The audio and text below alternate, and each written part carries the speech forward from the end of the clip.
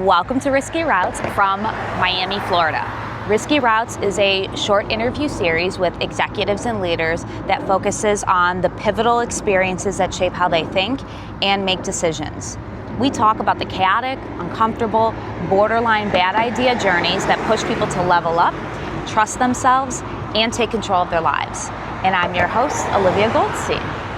Today I'm joined by Elena Levine. Elena is the founder and CEO of Forcada, an AI-first product and engineering firm that helps startups and enterprises build products, implement AI, and bring new ideas to market. Over the past 12 years, she has grown Forcada into a trusted technology partner for organizations like M&T Bank, Shake Shack, Oral-B, and the University at Buffalo. Holding a master's degree in computer science, Elena combines technical expertise with entrepreneurial leadership to help organizations navigate innovation and emerging technologies.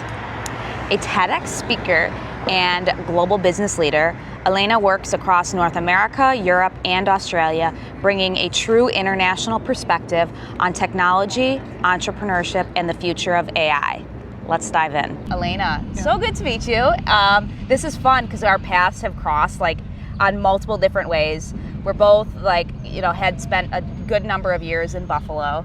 You've done a ton of community building. And you're originally, as I got to know you and learn about your background, you're originally from Russia, moved to Buffalo in 2009. 2009. Oh my gosh. Yeah, it's going to be 17 years. 17 years. Wow. Incredible. And obviously made a huge impact in Buffalo. You started Girl Development. You've done a ton of work with M&T, UB, all of these major players.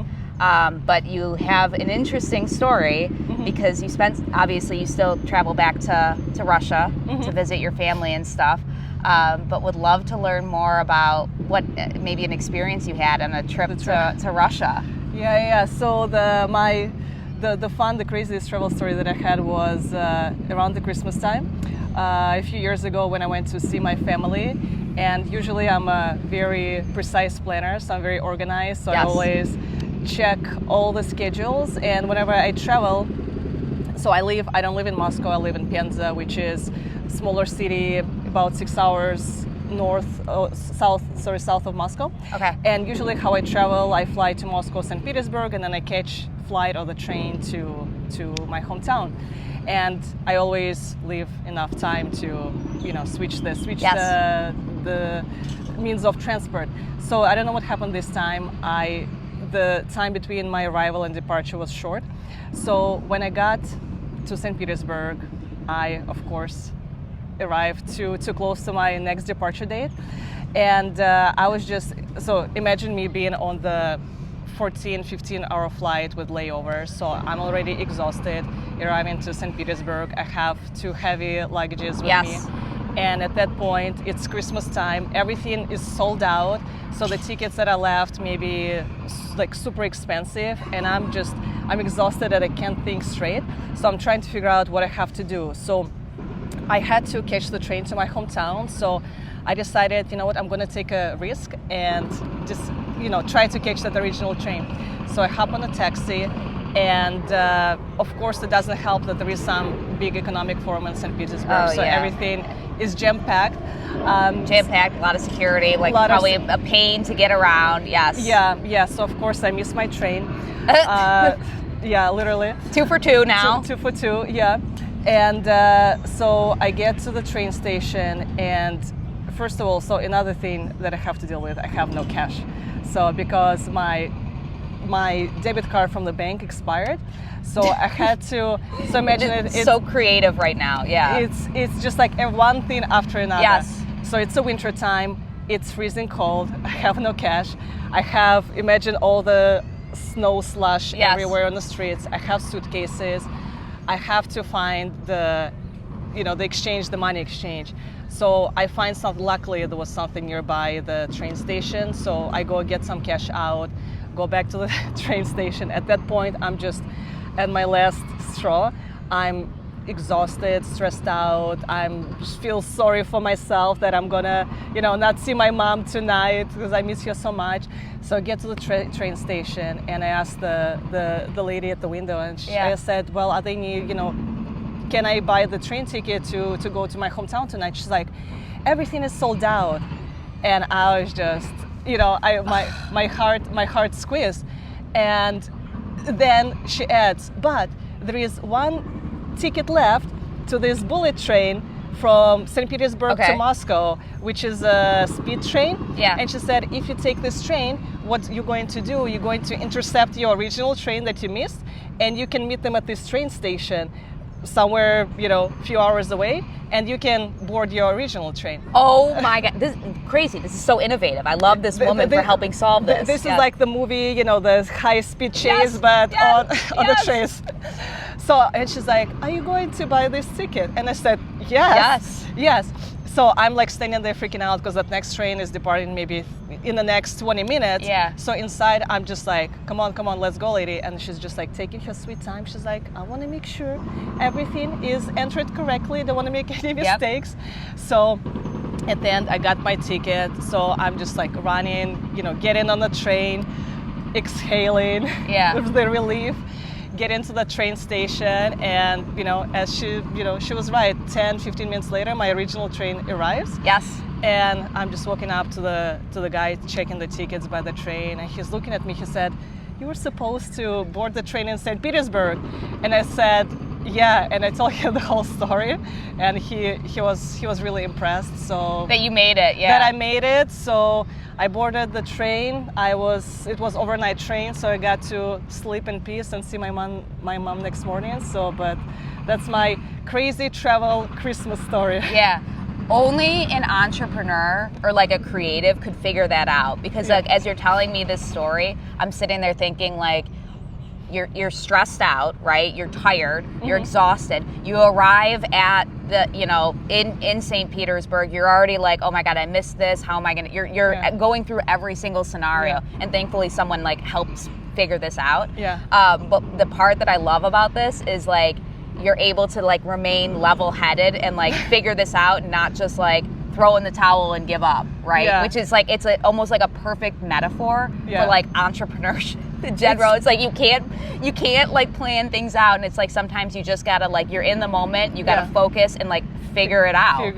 Yeah. I mean, there was a moment where I was like, the tears were rolling down my eyes, and I was just, but sometimes it only takes a kind stranger to, things align to help you think outside the box and be like, okay, you can actually get to your original train if you go this like crazy route.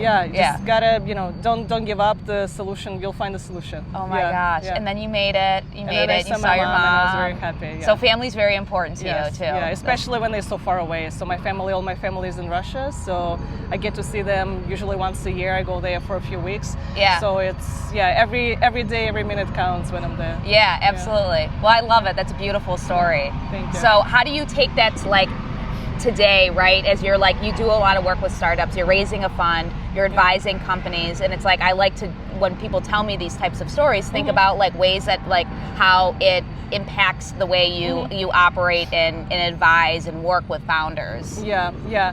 I think with the real life and the business world, right? If you miss one train, there is always the next train that's coming. Yes. So you just, you have to be creative. It's all about if you have a direction that you're moving into, right? You have that vector in which your life is moving.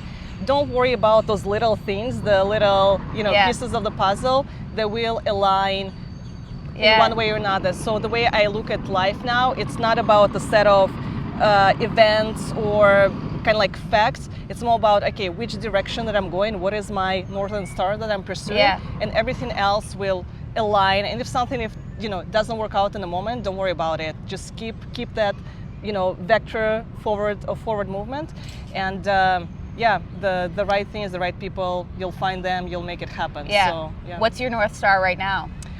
My North Star, so I'm raising the fund, and I want to invest and support startups in fintech and AI and help them grow and help the founders achieve their goals and add value, add the value through the work that I'm doing and support the goals and dreams of others. Yeah. Which is great too, because you're a natural community builder. You've been cultivating and helping build businesses for many, many years. You've ran your company for, I think you said 14 years? 12 years. 12 years, it's a long time. Yeah. And now the North Star is how can I take, to raise a fund and be a part of this journey alongside all the companies that I'm helping. Yeah, it's all, at the end of the day, it's all about, for me, it's, I find a lot of value and reward, helping others, right? So same with Forcada, my software development agency, right? It's when founders and businesses come to us and they have a problem and they can't find a solution, right? So that's finding that creative solution that they're not seeing and helping them to see the bigger picture that maybe they're not envisioning or not seeing it yet. But because we have that background in technology, business, go-to-market strategy, we can help them. We can get them excited about their own future, about the possibilities, and also support them on their way to get into that future. And now with having the technical arm with the agency, with the venture arm with Forcada Ventures, we can support them in so many different capacities on their whatever journey they pursue. Totally. Yeah.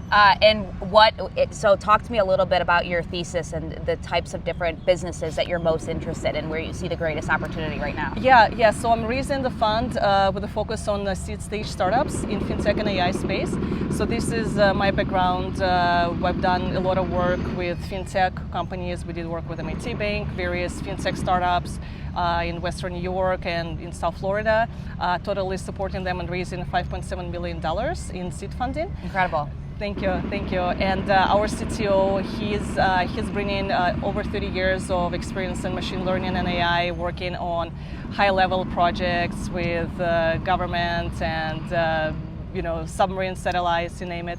So the background, the technology background that we have, now we can support it with additional resources through the funding and help those companies, again, continue helping them scale and not just from technology perspective, but infusing them with the capital which is what counts when you're early stage startup, which is hard to get. So we want to identify those hidden gems and provide as much support on their journey. So one other piece I wanted to call out, right? So you you kind of do a lot of different work at different levels, right? You help companies or founders that maybe on the tech that need technical expertise and advising them, but you're also incredible community builder and cultivating communities and helping open doors for companies. So talk to me how that infuses into your work too. 100%. So community, what I'm seeing in the community space right now, it's a big growing trend. It is, around the world.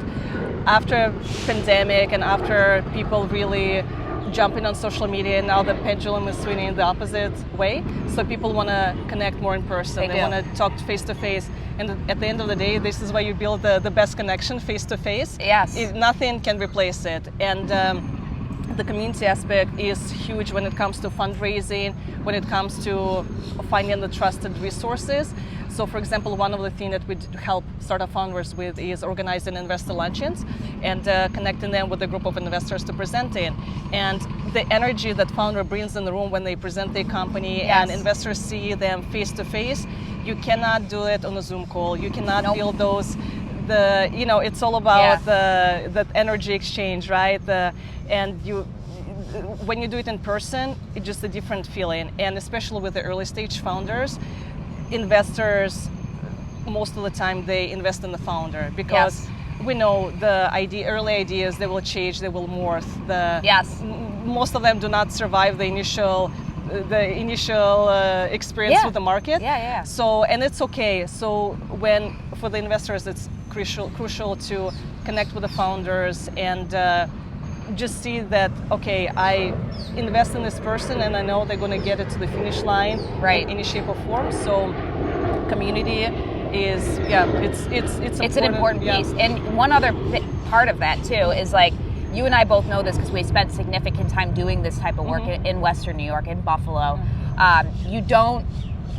we have a great group and a great community there, but you also need to expand it. Yes. Right? So I tell every founder, I was like, you need to be out there and building relationships with investors, with entrepreneurs, et cetera, outside of this ecosystem. Like, this is a great hub, but you need to make it bigger too, which I think is like you and I jam and resonate on, because it's like we're both trying. The world is so much bigger than Western New York, right? It is. It's amazing.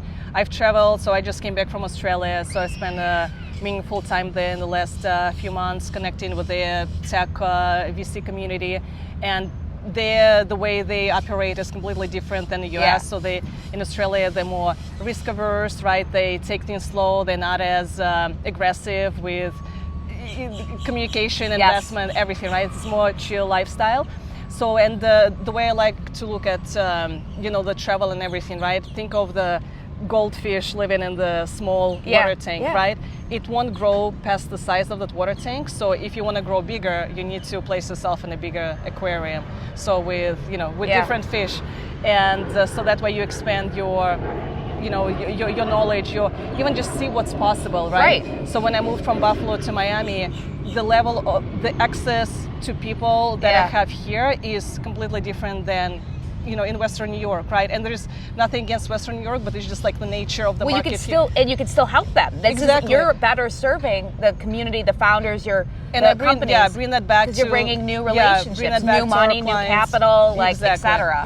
So that's my goal, to bridge that gap between, again, the Western New York community, South Florida. So this is this is where we see a lot of investors. This is where the money is.